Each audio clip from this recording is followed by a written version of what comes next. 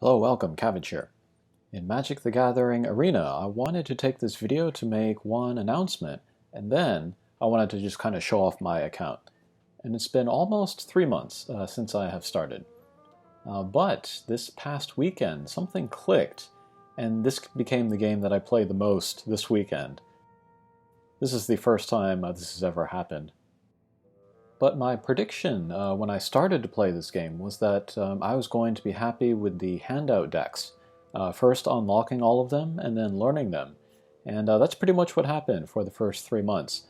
I was just playing those and learning the game, seeing where it has come since I played it 2013, 14, 15, those mobile versions, and then a 4th edition way back in the day.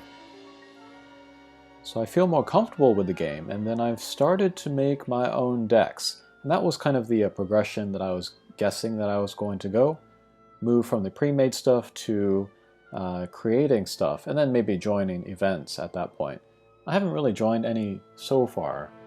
I did, what did I do? I did a quick draft of Kaldheim a couple times, and then I did Jumpstart a couple times. I made a video about that. But besides that, I haven't touched any of the other ranked anything. But now, since I feel like I have a good handle on the game, since I'm making some decks, maybe I will start to do that. But first, the announcement. I saved up for and I purchased Historic Anthology 5. And this is a collection of old cards. It cost 25k gold, so that's a lot of gold. I saved up many days as a free-to-play, get that.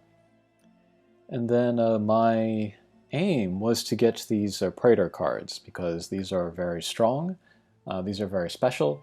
I was aware of these cards when I was playing 2013, 14, 15, but I have no recollection of ever using them. But they're some of the most kind of interesting cards in the game, very powerful. And then there's one of them for each element. But like this one here, I feel like the most common toughness for a character is 2. So if you put this character out, then the opponent can't even put out most of their characters. That's pretty strong. And then here's the blue Praetor. This one's very crazy. Give you 7 cards extra every turn. And then opponent's hand size reduced to... This does not matter, right? Until the opponent's end phase. During that turn, they can still use all the cards in their hand. But at the end of the turn, they have to discard down to whatever their hand size is. So if their hand size becomes 0, you've pretty much won at that point. But keeping him alive, that might be difficult. And then here's the dark one. She's kind of the one that I wanted the most. But every turn you get a character back from your graveyard, and then every turn your opponent has to sacrifice a creature. That's super powerful. And then there's the fire one. This one's very cool. Very creature-based, battle-based. And then there is the green one.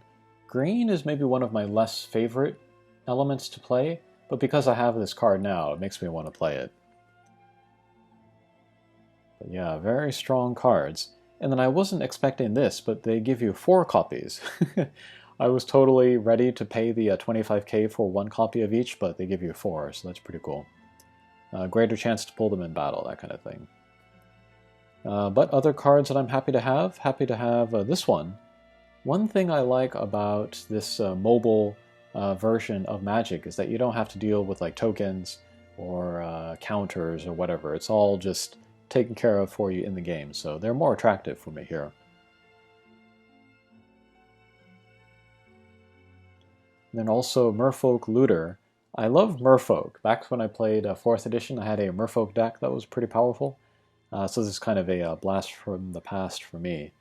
But pretty cheap way to kind of cycle through your library.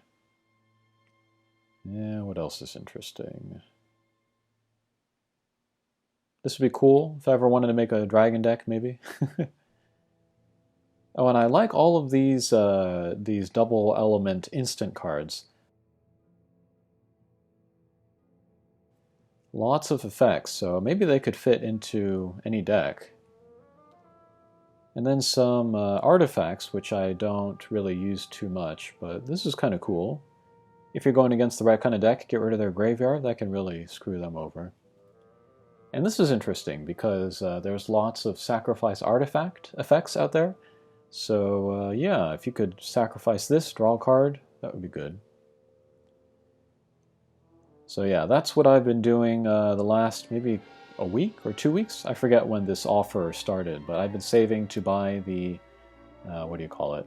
Historic Anthology 5, and I finally got it. So that's my announcement for this video. Might seem a little silly to be spending so much gold right before the collaboration with Dungeons & Dragons, but I figure I can take it slow.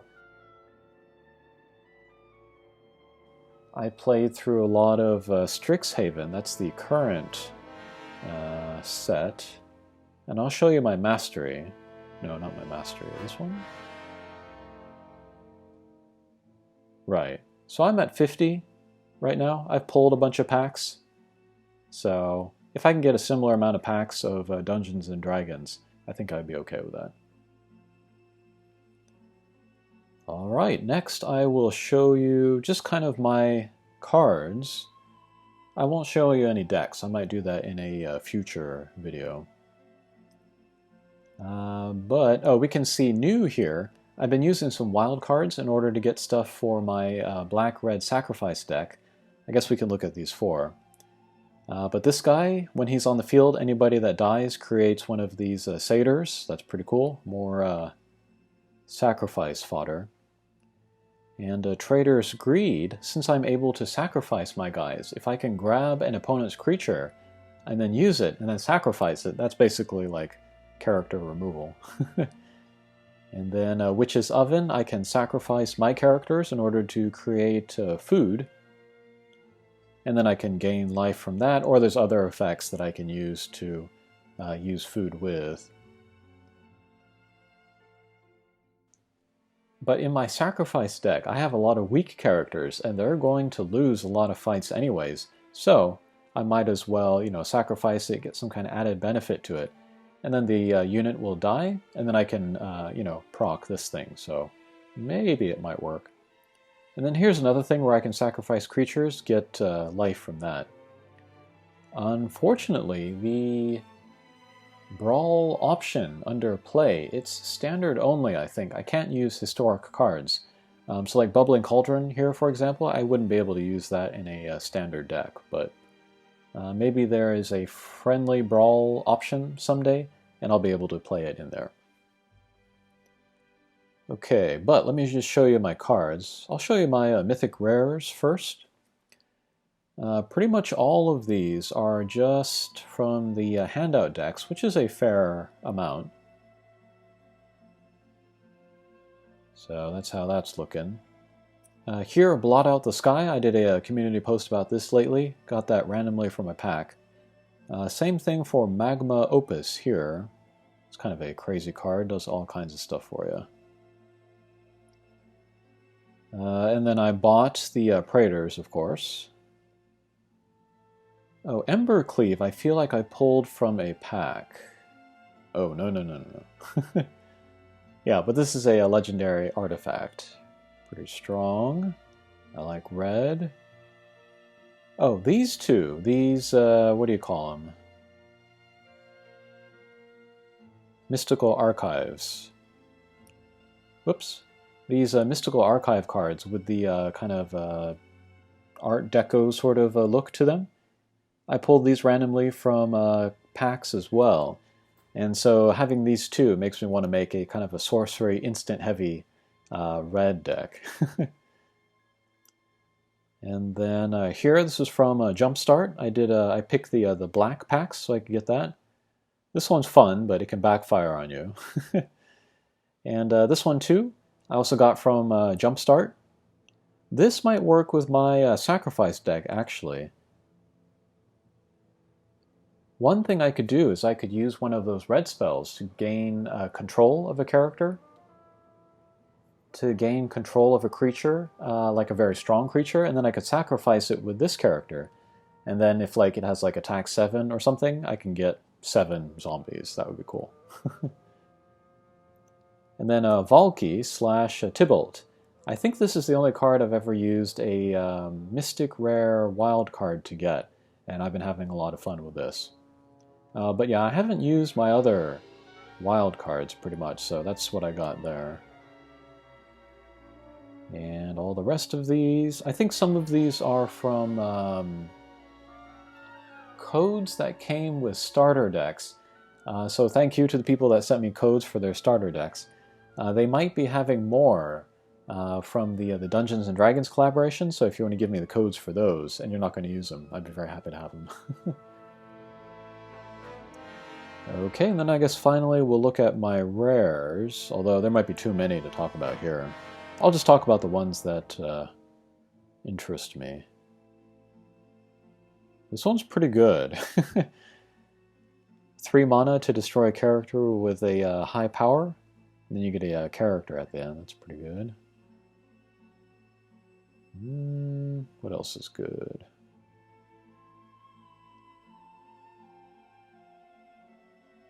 Oh, this one's kind of funny. Whenever a Grasping Giant becomes blocked by a creature, exile that creature until a Grasping Giant leaves the battlefield. That's pretty funny. I got more of these, what is it, Mystic Archives or whatever it is? Always like those. Blue, don't really play too much.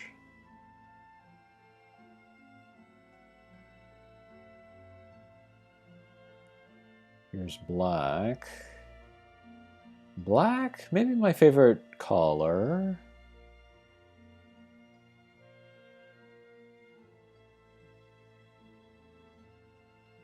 Snow. Snow's not really a thing that I've touched yet. I don't think I even have any snow lands. That might be something I think about someday.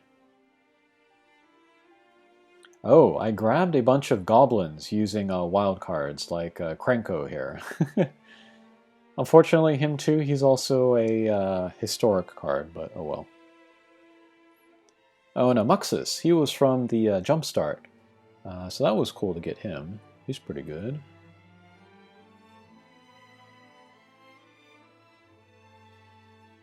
Green, I don't also play a lot, although I'm considering maybe a red, green, black deck.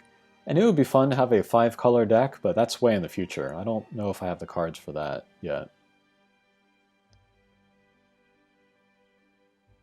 And some lands. I love rare lands. They're just fun. And some artifacts. Alright.